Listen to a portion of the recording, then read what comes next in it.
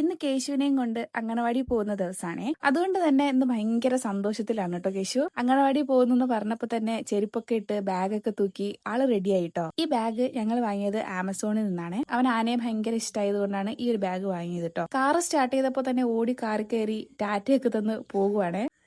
ടാറ്റ തന്നപ്പോൾ ഞാൻ ഇല്ലാണ്ട് പോകുമെന്നറിയാൻ വേണ്ടിയിട്ട് ഞാൻ ഡോറടച്ചേ. എന്നിട്ടോ അവൻ അവിടെ ഒരു കൂസലില്ല. കാറ് കയറിയ അച്ഛനുണ്ടെങ്കിൽ എന്താ, അമ്മ ഉണ്ടെങ്കിൽ എന്താ. കാറ് കയറി ഇരുന്നിട്ടും ബാഗ് തോളത്തുനിന്ന് മാറ്റിയിട്ടില്ല കേട്ടോ.